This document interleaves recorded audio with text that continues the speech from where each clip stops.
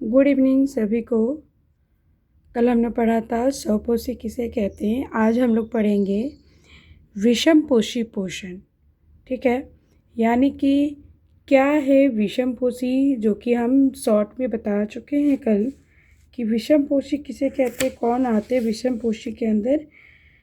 यानी कि जितनी भी जंतु है और कवक, ये किस में आते हैं, विषम पोषी में। विषम पोषी यानी कि अपना भोजन दूसरे से प्राप्त करता है, दूसरे पे डिपेंड होके करता है, उसे विषम पोषी पोषण कहते हैं। लिखा है प्रत्येक जीव अपने पर्यावरण के लिए अनुकूलित है। जितने भी जीव हैं पर्यावरण में, वो सब अपने पर्यावरण के अनुसार है, अनुकूलित है। भोजन के स्वरूप एवं उपलब्धता के आधार पर पोषण की विधि विभिन्न प्रकार की हो सकती है। भोजन के स्वरूप एवं उपलब्धता के आधार पर पोषण की विधि अलग अलग प्रकार की हो सकती है। इसके अतिरिक्त यह जीव के भोजन ग्रहण करने के ढंग पर भी निर्भर करते हैं। बिल्कुल, भोजन करने की ढंग पर भी निर्भर करती है कि किस विधि से वो कर रहा है। उदाहरण के लिए, यदि भोजन स्रोत यानी कि यदि भोजन स्रोत अचल जैसे कि घास है या गतिशील जैसे कि हिरन है, दोनों प्रकार के भोजन का अभिगम का तरीका भिन्न भिन्न है। तथा गाय व शेर किस पोषक उपकरण का उपयोग करते जीवों द्वारा भोजन करने और उसके उपयोग के अनेक युक्तियां हैं। कुछ जीव भोज्य पदार्थों का विघटन शरीर के बाहर से ही कर देते हैं, तब उसका अवशोषण करते हैं। फफूंदी, ईस्ट तथा मशरूम आदि कवक इसके उदाहरण हैं। यानी कि कुछ जो जीव है ये भोज्य पदार्थ यानी कि भोजन को विघटन जो है शरीर के बाहर ही करते हैं, उसके बाद उसको अवशोषित करते हैं। जैसे कि क्या है, फफूंदी हो गया। लिखा है कि फफूंदी, ईस्ट, मशरूम आदि कवक इसके उदाहरण हैं। अन्य जीव भोज्य पदार्थ का अंतर्ग्रहण करते हैं, उनका पाचन शरीर के अंदर होता है, जैसे हमारे अंदर और भी जंतु के अंदर हमारे अंदर भोजन का पाचन होता है ना। तो वैसे ही यही बता रहा है कि सभी जीव का अपना अपना भोजन करने का तरीका है। और कुछ जीव जो है भोजन को बाहर विघटित करते फिर अवशोषित करते हैं, जैसे कि फफूंदी हो गया, ईस्ट हो गया, मशरूम हो गया। ठीक है, आप लोग मशरूम तो जानते ही होंगे जो मशरूम खाते हैं। तो मशरूम क्या है, एक प्रकार का जीव है। ठीक है, लेकिन वो क्या है, मृत जीव कहलाते हैं। ठीक है, तो यहाँ पे वही लिखा हुआ है कि जो भोज्य पदार्थ यानी कि भोजन वाले पदार्थ को अंतर्ग्रहण करते हैं। अंतर्ग्रहण का मतलब होता है अंदर की ओर ग्रहण करना, अंदर की ओर ले जाना, अंदर की ओर ग्रहण करना। ठीक है, तो हम अंदर की ओर ग्रहण करते, खाना खाते हमारे अंदर जाती है। उनका पाचन शरीर के अंदर होता है और हमारा पाचन कहाँ होता है, शरीर के अंदर होता है।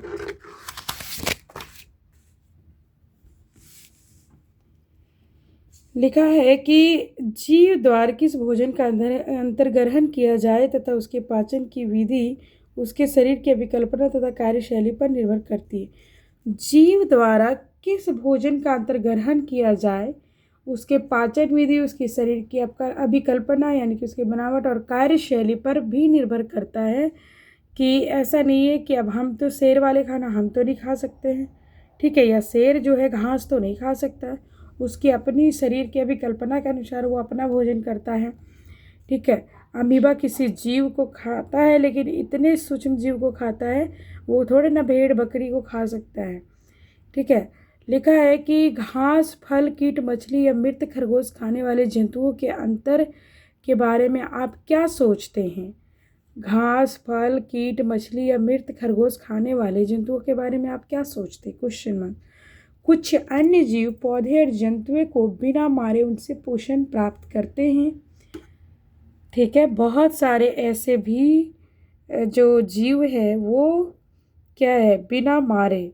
ठीक है, बिना मारे, पौधे और जंतुओं को बिना मारे उसी से अपना भोजन प्राप्त करते हैं। जैसे कि क्या है बता दो, जैसे कि आपका है अमरबेल, किलनी, जूं, लीच, फीताकृमि शरीर के बहुत से जीवों द्वारा प्रयुक्त होती है। यानी कि पोषण की युक्ति अमरबेल, ये अपना पोषण पेड़ में आप लोग देखे होंगे कि पेड़ जो बहुत सारे पेड़ होती है ना, उसमें एकदम लत के जैसा पूरा लपेटा हुआ रहता है, ऐसे ऐसे ऐसे ऐसे, ठीक है। देखते होंगे आप, पेड़ है इसके अंदर और इसके ऊपर पूरा ऐसे ऐसे उलझा हुआ है। खास करके सिनवार के पेड़ में आप लोग देखते होंगे लत के जैसा पूरा बांध देता है उसको, पतला पतला धागा जैसा, और उसको कहते हैं अमर बेल, ठीक है। अमर बेल कहते हैं। जूं यानी कि तो सबको पता है, जूं हमारे माथे में होता है, खास करके लड़कियों के माथे में, है कि नहीं। और लीच, लीच यानी कि जोंक के जैसा होती है, उसी का प्रजाति है। फीताकृमि जो कि पेट में जोंक पाई जाती है। आपको पता होगा कि हमारे अंदर जोंक हो जाती है तो बच्चे के अंदर खास करके ज़्यादा होती है, तो उसे दवा दिलाया जाता है कि इतने दिनों में दवा दो। जानवरों को भी होती है, क्योंकि उसका शरीर देखना कि नहीं लगता है, जो उसका पूर्ण पोषण है वो पूर्ण नहीं मिल पाता है, क्योंकि जो कृमि है उसका पोषण एब्जॉर्ब कर लेता है, अवशोषित करता है, चूस लेता है, ठीक है। देखिए यहाँ पे अमीबा का एक फिगर बना हुआ है, ठीक है। अमीबा कैसे अपना भोजन प्राप्त करता है उसके बारे में बता रहा है। जैसे कि ये अमीबा है, अमीबा का आकार अनिश्चित होता है, ठीक है। अमीबा जाएगा किसी भोजन जहाँ रखा हुआ है उस जीव के सामने जाएगा, ठीक है। तो वो क्या करेगा,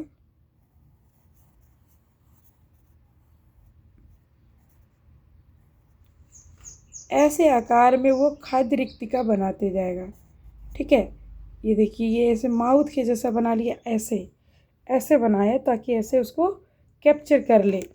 मान लीजिए कि यहाँ पे अमीबा है, उसका भोजन रखा हुआ है, तो वो अमीबा ऐसे है, यहाँ पे अमीबा जाएगा और अमीबा धीरे धीरे धीरे धीरे धीरे धीरे अमीबा इस भोजन को अपने अंदर ऐसे पाचित कर लेगा, मतलब कि अपने अंदर गल्प करेगा और उसको धीरे धीरे पाचित करके उसको अवशोषित कर लेगा, ठीक है। तो अमीबा ऐसे अपना भोजन प्राप्त करता है। वही दिखा रहा है इस फिगर में। देखिए, पहले अमीबा ऐसे था, यहाँ पे खाद्य कण है, इसका केंद्रक होता है, ठीक है। फिर ये एक उत्पाद का निर्माण किया, यानी कि ऐसे मुंह के जैसे बनाया, ऐसे, ठीक है, ताकि वो भोजन को आसानी से ऐसे कैप्चर कर सके। और उसके बाद ये धीरे धीरे अपने अंदर ले लिया, और जब ये अंदर ले लिया तो इसके ऊपर ऐसे हो गया। अब धीरे धीरे क्या है, भोजन को वो पाचित करेगा, ठीक है, डाइजेस्ट कर लेगा और उसका जो पोषण है वो अवशोषित कर लेगा। तो भोजन जो अपना बनाता है वो कुटपाद है, ठीक है। कुटपाद के द्वारा बनाता है अमीबा अपना भोजन।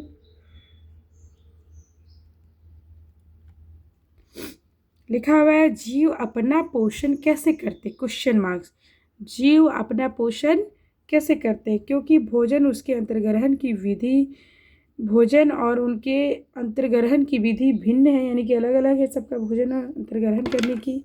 अतः विभिन्न जीवों में पाचन तंत्र भी भिन्न है, और अलग अलग जीवों में पाचन तंत्र भी अलग अलग है। एक कोशिकीय जीवन में भोजन संपूर्ण सतह से लिया जा सकता है, एक कोशिकीय जीव में संपूर्ण सतह से लिया जाता है, पूरा ऐसे घेर लिया जाता है भोजन को, तब भोजन जो है अंदर चली जाती है, यानी कि सतह से ही पूर्ण सतह से लिया जाता है। लेकिन जीव की जटिलता के साथ साथ विभिन्न कार्य करने वाले अंग विशिष्ट हो जाते। उदाहरण के लिए अमीबा कोशिकीय सतह से उंगली जैसे अस्थायी प्रवर्ध मदद से भोजन ग्रहण करती हैं। ये अस्थायी जो उंगली जैसा निर्माण कर रही है प्रवर्ध, वही बता रहा है कि उंगली के जैसा प्रवर्ध निर्माण करती है और अपना भोजन आसानी से ले लेती, अंदर की ओर ग्रहण करती है, ठीक है। यह प्रवर्ध भोजन के कणों को घेर लेता था, संगलित होकर खाद्य रिक्तिका बनाती है। वही बता रहा है यहाँ पे, देखिए खाद्य रिक्तिका बनाया, रिक्तिका मतलब हॉल, ठीक है। ऐसे जो हॉल बनाया, खाद्य रिक्तिका जो बनाई, ठीक है, ये जो रिक्तिका बनाई, ठीक है, इसी को कहते हैं रिक्तिका। और इसी धीरे धीरे यहाँ भोजन आ जाएगा और उसके बाद इसको घेर लेगा, ठीक है, और अंदर की ओर ले जाएगा। वही बता रहा है कि खाद्य रिक्तिका बनाएगी और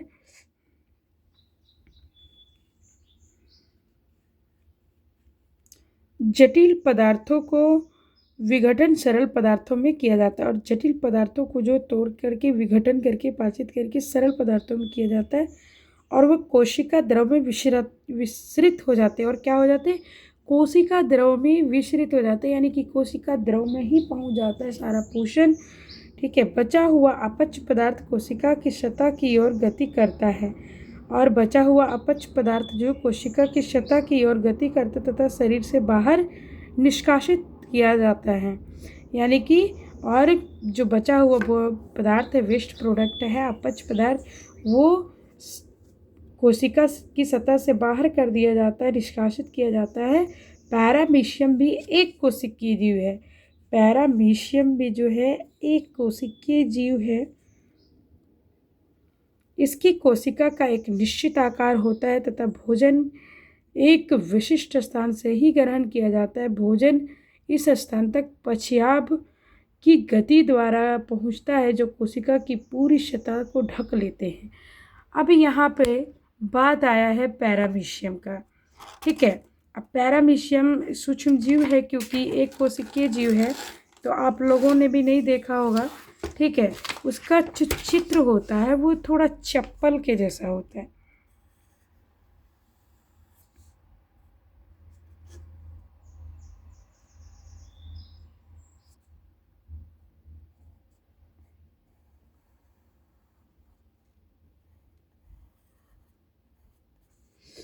ठीक है। और इसमें सीलिया होती है, बहुत सारा हेयर जैसा स्ट्रक्चर पाई जाती है इसके अंदर, जिसको पछियाब कहते हैं। यानी कि इसी के सहारे ये गति करते हैं। एकदम नन्हा नन्हा एकदम बाल के जैसा होता है, बहुत महीन महीन बालों की तरह होती है, ठीक है। और ये एक जगह से अपना भोजन ग्रहण करते हैं, ठीक है। ये पूरे के पूरे भोजन के ऊपर अमीबा जैसा नहीं जाते हैं, ठीक है। ये एक जगह से अपना भोजन ग्रहण करते हैं, और इसको कहते हैं पैरामीशियम। ये भी एक कोशिकीय जीव है। लिखा है अगला पॉइंट है मनुष्य में पोषण। अभी ये मनुष्य जो हम लोग हैं वो कैसे पोषण करते हैं अपना? आहार नाल मूल रूप से मुंह से गुदा तक विस्तृत एक नली है। चित्र 5.6 में हम इस नली के विभिन्न भागों को देख सकते हैं। जो भोजन हमारे शरीर में एक बार प्रविष्ट हो जाता है, इसका क्या होता है, हम यहाँ पे इस प्रक्रम की चर्चा करते हैं, ठीक है। देखिए ये जो चित्र बनी है, ठीक है, ये किसके शरीर की? हमारे शरीर की, मनुष्य की शरीर की है, ठीक है। जब एक बार भोजन मुख द्वार से प्रविष्ट करता है ग्रासिका के द्वारा, तो ये किस प्रकार से हमारे अंदर आमाशय तक आती है, और ये भोजन को किस तरह से पाचित करके, ठीक है, गुद्दा द्वार द्वारा बाहर निकालती है वेस्ट प्रोडक्ट को, ठीक है, वेस्ट मटेरियल को। इसी के बारे में हम लोग जानेंगे आज, ठीक है।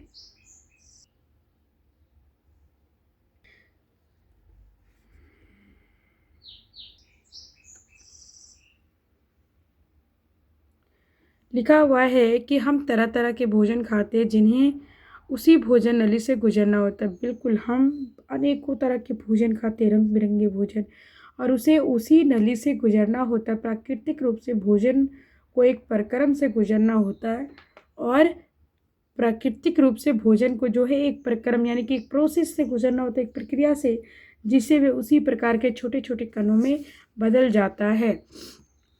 इसे हम दांतों से चबाकर पूरा कर लेते हैं, क्योंकि आहार का स्तर बहुत कोमल होता है, अतः भोजन को गीला किया जाता है ताकि इसका मार्ग आसान हो जाए।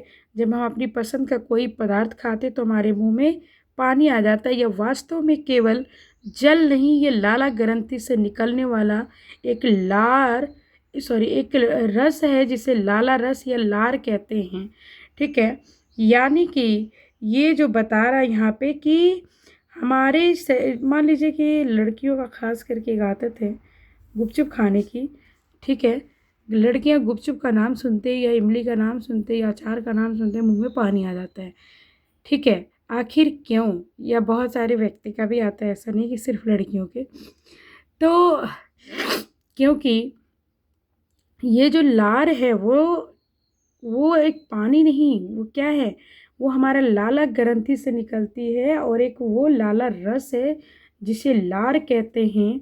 और जब भी हम कोई भोजन ग्रहण करते या खाने जाते हैं तो जैसे हम मुंह में लेते उसे हम थोड़ी देर तक अपने मुंह में चबाते, अपने दांतों से तोड़ते हैं, लार के साथ मिक्स करते हैं, तब जाके गीला करके तब उसको अंदर की ओर ग्रहण करते हैं। वही बता रहा है, जिस भोजन को हम खाते हैं उसका दूसरा पहलू उसकी जटिल रचना है। यदि उसका अवशोषण आहार नाल द्वारा करना है तो इसे छोटे अणुओं में खंडित करना होगा। यानी कि यदि किसी भोजन को, जटिल भोजन को आप खा रहे हैं तो उसको पहले तोड़ना होता है, नरम करना होता है। ठीक है। सरल अणुओं में तोड़कर तब हम अवशोषित करते हैं। ठीक है। यह काम जैव उत्प्रेरक द्वारा किया जाता है जिन्हें हम एंजाइम कहते हैं। और ये किसके द्वारा किया जाता है? जैव उत्प्रेरक, जिसको क्या कहते हैं? एंजाइम कहते हैं। ठीक है। क्या कहते हैं? एंजाइम। और लार में भी एक एंजाइम होता है, लार में भी एक एंजाइम होता है जिसे लार एमिलेज कहते हैं। क्या कहते हैं? लार एमिलेज। ठीक है। और तो लार किस प्रकार का एंजाइम है? एमिलेज एंजाइम को कहते हैं। यह मंड जटिल अणु को सरल शर्करा में खंडित कर देता है। यानी कि ये मंड जो है जटिल अणु को सरल शर्करा में खंडित करता है। भोजन को चबाने के दौरान पेशी जिह्वा को लार के साथ पूरी तरह मिला देते हैं। जीभ का काम है मिक्स करना। ठीक है। यदि जीभ ना उल्टे तो करते रहिए आप। ठीक है। मिक्स कैसे होता है? हमारे जीभ के द्वारा होता है। आहार नली के हर भाग में भोजन की नियमित रूप से गति कर उसके सही ढंग से परिक्रमित होने के लिए आवश्यक है। यह कर्मा कंचन गति पूरी भोजन नली में होती है। और ये क्या होती है? कर्मा कुंचन गति जो है पूरे नली में होती है। अब ये कर्मा कुंचन गति क्या है? कर्मा कुंचन गति यानी कि टेढ़े मेढ़े वाली गति। ऐसे ऐसे देखिए, हमारी आमाशय कैसे ऐसे याद जो है, बड़ी याद छोटी याद।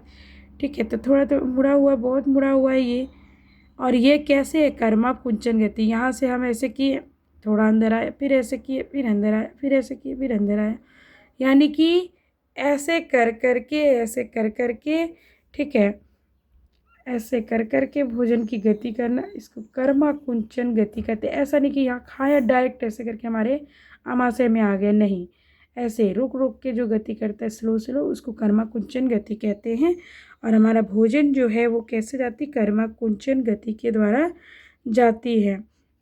भोजन नली में होती है। मुंह से आमाशय तक भोजन ग्रासिका तथा एसोफेगस द्वारा ले जाया जाता है। मुंह से जो है, यहाँ से मुंह से जो भोजन है ग्रासिका द्वारा, एसोफेगस द्वारा ले जाया जाता है। कहाँ पे? आमाशय में। ठीक है। आमाशय में ले जाया जाता है। आमाशय के पास क्या है? हमारा यकृत है। ठीक है। जो क्या करता है? हमारे बहुत सारे एंजाइम यहाँ पे पाचित करती है, हेल्प करती है। ठीक है। पीतरस जो है, जो इसको पीत कहते हैं, वो पीतरस भी निकालती है। यहाँ इसके पास पीतरस भी है। ठीक है। और अग्नाशय भी है। क्या काम है देखते हैं। आमाशय, आमाशय एक बृहत अंग है। आमाशय क्या है? बहुत बृहत यानी कि बड़ा अंग है। ठीक है। बृहत यानी कि बड़ा अंग है। आमाशय एक बृहत अंग है यानी कि बड़ा अंग है जो भोजन के आने पर फैल जाता है। क्या होता है? भोजन के आने पर फैल जाता है। आमाशय की पेशीय भित्ति भोजन को अन्य पाचक रसों के साथ मिश्रित करने में सहायक होती है। और आमाशय की जो पेशीय भित्ति है, ठीक है, वो अन्य जो है भोजन को अन्य पाचक रसों के साथ मिक्स करने में मदद करती है। यानी कि जैसे कि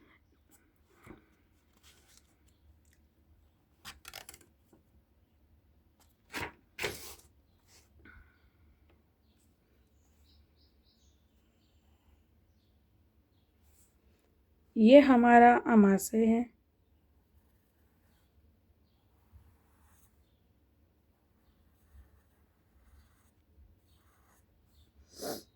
ठीक है,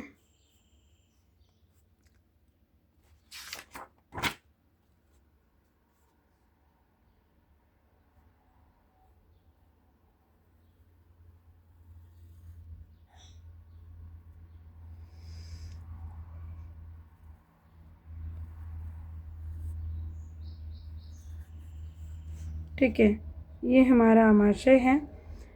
आमाशय की जो दीवारें हैं बहुत सारे एंजाइम को मतलब पाचक रसों को निकालती है और भोजन को पाचित करने में मदद करती है। इसकी कोशिकीय भित्ति, इसकी जो कोशिकीय भित्ति है आमाशय की वो, ठीक है, वही बता रहा है कि भोजन को अन्य पाचक रसों के साथ मिश्रित करने में सहायक होती है आमाशय की पेशीय भित्ति। ये पाचन कार्य आमाशय की भित्ति में उपस्थित जठर ग्रंथियों के द्वारा संपन्न होते हैं। और ये क्या है, आमाशय की भित्ति में जठर ग्रंथि होती है, ठीक है, यहाँ पे जठर ग्रंथि होती है, उससे ये हो पाता है। ठीक है,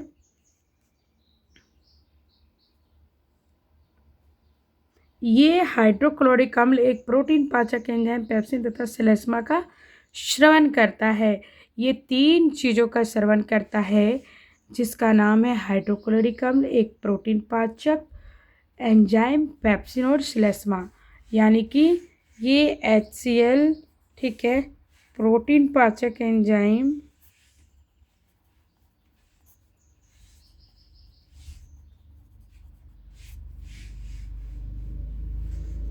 यानी कि पेप्सिन और श्लेष्मा, ये 3 चीज़ों को ये बनाता है। ठीक है, ये 3 चीज़ों को ये बनाता है। ठीक है, इसके वाल में 3 चीज़ें पाई जाती हैं जो कि भोजन को ये मदद करती है, पचाने में हेल्प करती है। ठीक है, लिखी हुई है कि एक प्रोटीन पाचक एंजाइम पेप्सिन तथा श्लेष्मा का श्रावण करता है। कौन? आमाशय की कोशिकीय भित्ति। ठीक है, आपके विचार में अम्ल और कौन सा कार्य करता है? आपके विचार में अम्ल और कौन सा कार्य करता है?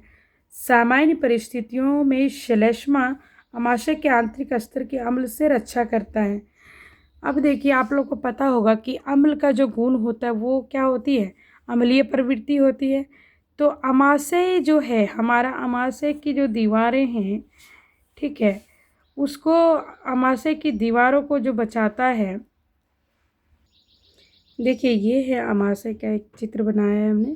ठीक है, ये है, इसमें होती है एक श्लेष्मा का लेयर होता है। ठीक है, क्योंकि हमारे जो आमाशय है उसके अंदर क्या पाई जाती है, HCl पाई जाती है।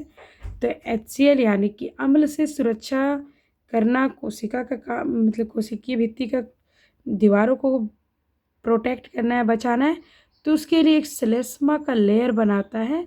ठीक है, श्लेष्मा यानी कि एक थिकनेस, ऐसा कि मतलब कि फैट्स का लेयर के जैसा कह सकते हैं। ठीक है, मोम को यदि आप ये करें मोम के जैसा, ठीक है, मोम के लेयर के जैसा, तो उसको बनाया जाता है ताकि ये जो आमाशय की दीवारें हैं उससे उसका कोई नुकसान ना, सॉरी, आमाशय, हाँ, आमाशय की जो कोशिकीय भित्ति है उससे HCl से कोई नुकसान ना हो, इसलिए किया जाता है। वही लिखा हुआ है कि श्लेष्मा जो है आमाशय के आंतरिक स्तर की अम्ल से रक्षा करता है। हमने बहुधा वयस्कों को एसिडिटी अथवा अम्लता का शिकायत करते सुना है। बहुत सारे मैक्सिमम लोग बोलते हैं, थोड़ा सा उम्र दराज लोग ज़्यादा, कि एसिडिटी हो गई, आप लोग भी बोलते हैं एसिडिटी। ये एसिडिटी क्या है, अम्लीयता क्या है, ये कहाँ से होती है? क्योंकि हमारे क्या है, आंतरिक स्तर में हमारे आमाशय में क्या पाई जाती है, HCl पाई जाती है, इसलिए हमारे पेट में क्या हो जाती है, अम्लीयता होती है। इसका संबंध उपरोक्त वर्णित विषयक से तो नहीं है, क्वेश्चन मार्क। आमाशय से भोजन अब क्षुद्रांत्र में प्रवेश करता है और पहले हमने मुंह में भोजन लिया, यहाँ से चबा के यहाँ तक ग्रासिका के द्वारा आमाशय में आया, और आमाशय में फिर जो है यहाँ पे पेप्सिन निकला, HCl मिला, ठीक है, और उसके बाद बहुत सारे एंजाइम मिलके यहाँ पे इसको पाचित किया। ठीक है। और उसके बाद कहाँ आई, क्षुद्रांत्र में। ठीक है, ये क्या है, क्षुद्रांत, यानी कि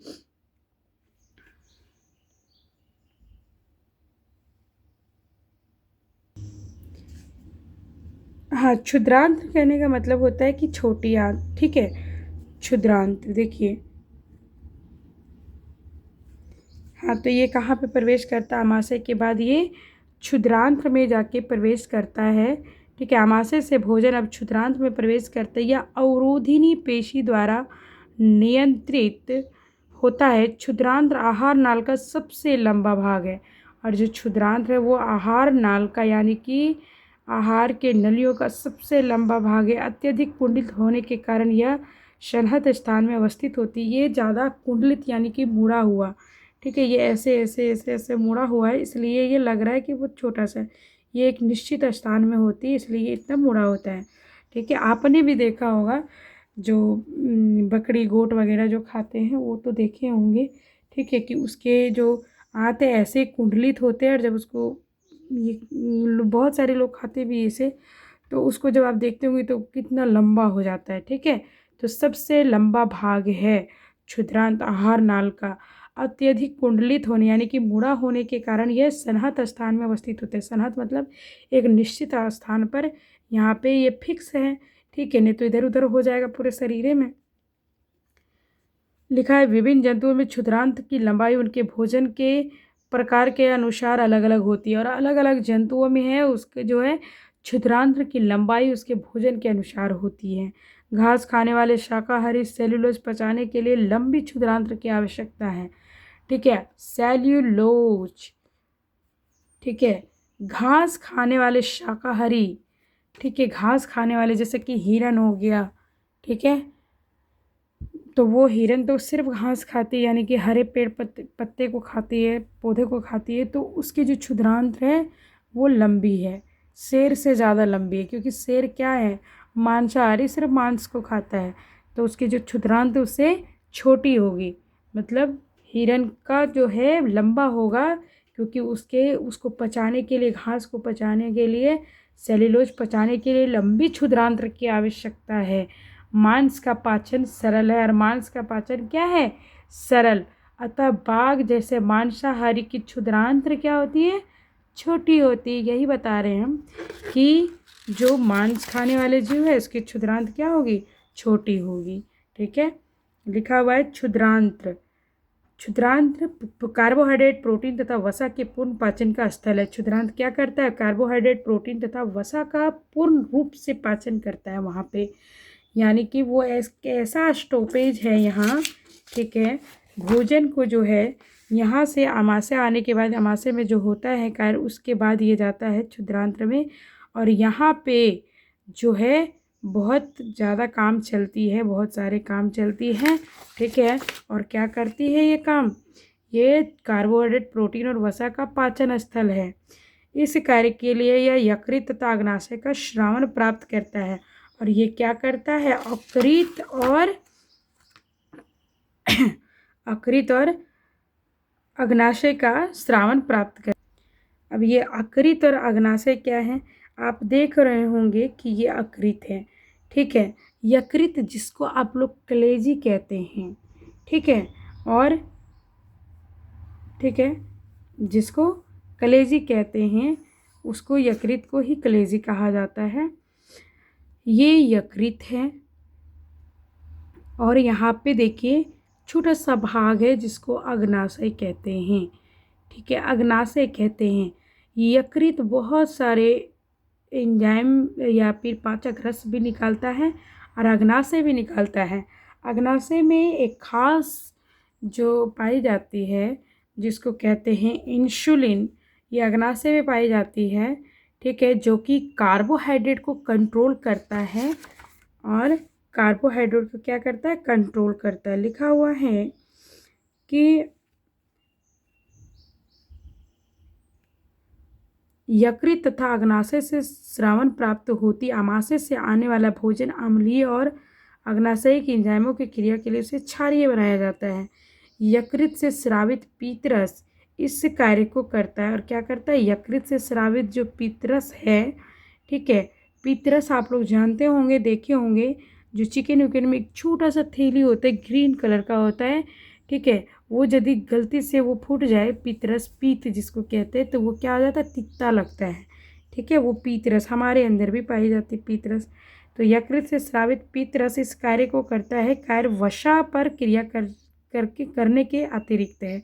और ये किस पे कार्य करता है, वसा, ठीक है, फैट पे काम करता है। क्षुद्रांत में वसा बड़ी गलिकाओं के रूप में होता है, और क्षुद्रांत में क्या होता है, वसा बड़ी बड़ी गलिकाओं के रूप में पाई जाती है, जिससे उस पर एंजाइम का कार्य करना मुश्किल हो जाता है। क्या करता है, एंजाइम का कार्य करना मुश्किल हो जाता है। पीत लवण उन्हें छोटी गलिकाओं में खंडित करता है। जो बड़ा गलिका है उसको छोटे छोटे गलिकाओं में, यानी छोटे छोटे गोली जैसा बनाता है, उसको छोटा तोड़ता है, जिससे एंजाइम की क्रियाशीलता बढ़ जाती है। और क्या होती है, एंजाइम की जो क्रियाशीलता है वो बढ़ जाती है। यह साबुन का मैल पर इमल्सीकरण की तरह ही है, जिस विषय में आप अध्याय 4 में पढ़ चुके हैं। अग्नाशयिक रस का श्रावण करता है, जिसमें प्रोटीन के पाचन के लिए ट्रैप्सिन एंजाइम होता है। अग्नाशय किसका निष्कासन करती है, अग्नाशयिक श्रावण रस का, जिसमें प्रोटीन के पाचन के लिए ट्रिप्सिन एंजाइम पाई जाती है, ठीक है। पेप्सिन, ट्रिप्सिन, एमिलेज, ये सब एक एंजाइम है जिसे आपको याद रखनी है, ठीक है। और ये क्या करता है, अग्नाशयिक तथा इमल्सीकृत वसा का पाचन करने के लिए लाइपेज एंजाइम होता है, और इमल्सीकृत वसा का पाचन करने के लिए, ठीक है। इमल्सीकृत वसा मतलब कि जो है, वसा यानी कि जो पानी और वसा का जो मिश्रण होता है उस तरह का जो होता है, ठीक है। इसको पाचन करने के लिए किस एंजाइम की ज़रूरत है, लाइपेज, ठीक है। लाइपेज। प्रोटीन का पाचन कौन करता है, ट्रिप्सिन, ठीक है। इमल्सीकृत वसा का पाचन कौन करता है, लाइपेज। क्षुद्रांत्र की भित्ति में ग्रंथि होती है जो आंत्र रस स्रावित करती है, और क्षुद्रांत्र की भित्ति में, यानी कि क्षुद्रांत का जो भित्ति होती है, ये इसके अंदर अंदर लाइन जो होते हैं, अंदर अंदर जो भित्ति होती है, दीवारें होती है, उसमें एक रस रिलीज करती है एंजाइम।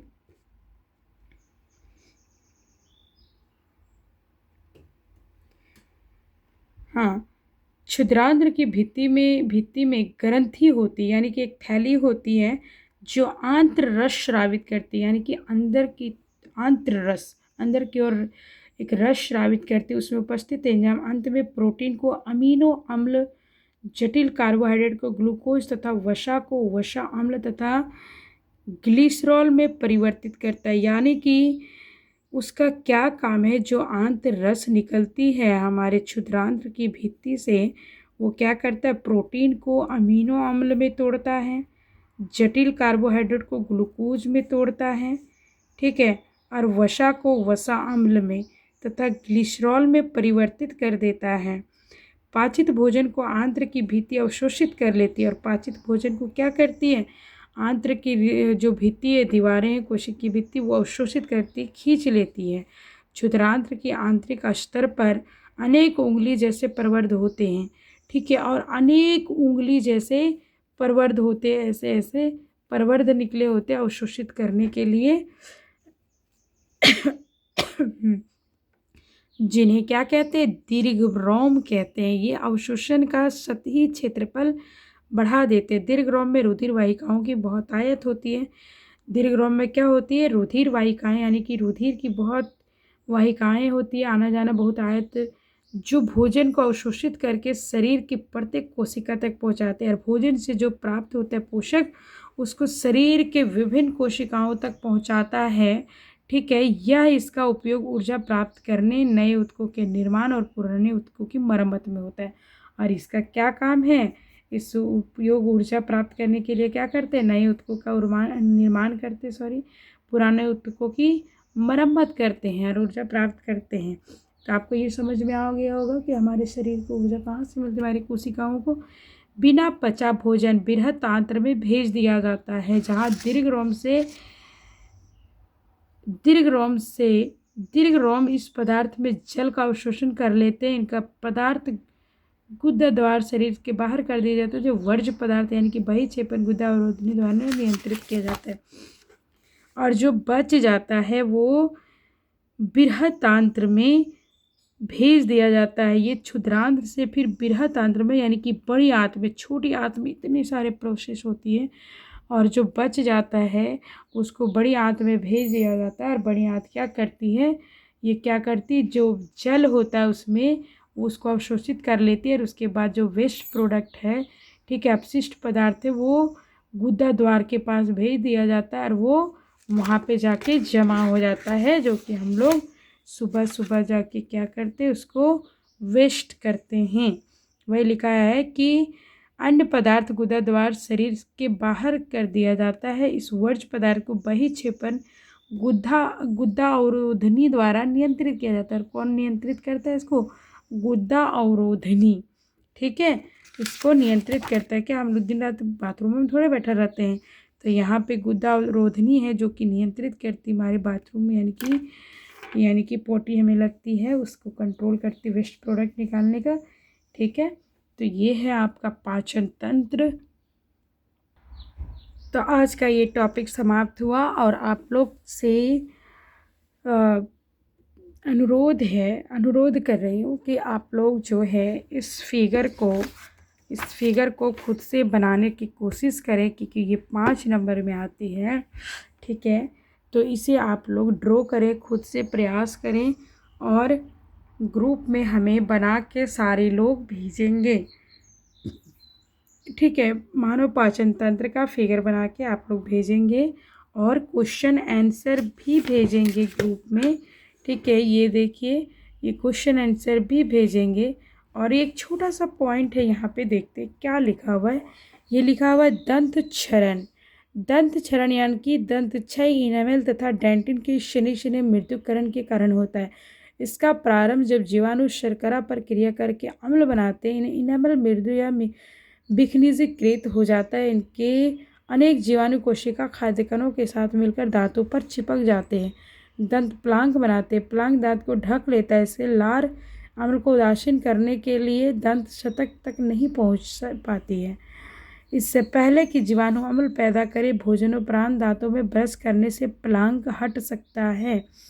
यदि अनुपचारित रहता है तो सूक्ष्मजीव मज्जा में प्रवेश कर सकते तथा जलन व संक्रमण करते हैं। यानी कि आपका दांत जो सीधा सीधा जो खा जाता है, जिसको बोलती तुम लोग ना, जो कीड़ा खा गया है, वही कीड़ा जो खा जाता है वो कैसे खाता है, जब आप भोजन करते हैं तो आप जो भोजन रहता है वो धीरे धीरे क्या होती है, हमारे दांतों में चिपक जाती थोड़ा थोड़ा, और वो चिपकने के बाद वो क्या करती है, चिपक कर दंत प्लांक बनाती है। और वो दंत प्लांक को जो है लार अम्ल को उदासीन करने के लिए दंत सतह तक नहीं पहुंचती है, और जीवाणु अम्ल पैदा करते हैं, ठीक है। और उसमें क्या करते हैं, जीवाणु अम्ल पैदा करके भोजनोपरांत ब्रश करने से प्लांक, हाँ, लेकिन भोजन मान लीजिए कि जीवनोपरांत बन गया, ठीक है, तो वो जब आप ब्रश करेंगे तो जो प्लांक है वो दंत प्लांक हट जाती है, और आपका जो यदि नहीं हटता है तो क्या होता है, वो सूक्ष्मजीव मज्जा में यानी कि अंदर में, दांत के अंदर में प्रवेश कर जाती है, जिससे हम लोग का दांत जो बोलते हैं ना अपनी भाषा में कि दांत गड्ढा हो गया है, कैविटी हो जाता है ना, गड्ढा हो गया, खा गया, पिल्लू खा गया, या खोढ़र हो गया, जो भी बोलिए, ठीक है, वो अपनी भाषा में कुछ भी बोल सकते हैं जिससे आपको समझ में आए। तो वो क्या होती है, वही सूक्ष्म जीव धीरे धीरे हमारे दांत में गड्ढा करती है, खा जाती है, फिर हमारा दांत जो है दर्द होती है हमें, ठीक है, ठंडा गर्म पानी पीते तो हमें सेंसिटिव लगती है, बचा नहीं पाते हम अपने दांत को। तो इस तरह से आप अच्छे दंतमंजन से ब्रश कीजिए, जिससे आपका दांत की रक्षा हो सके। बस आज का क्लास इतने ही। आप लोग पढ़िए, मन लगा के रिवीजन कीजिए चैप्टर को, एक बार फिगर बनाइए। ओके, सभी को बाय बाय, गुड नाइट, ठीक है। और खूब मेहनत कीजिए, आप लोग अच्छे से पढ़ाई कीजिए। किसी को भी कोई परेशानी हो तो व्हाट्सएप में मैसेज कीजिए, पूछिए, कमेंट कीजिए यूट्यूब में, और मेरे चैनल को सभी लोग सब्सक्राइब भी करें, ठीक है, ताकि जितना भी वीडियो डाले वो आप तक पहुंच सके। ओके।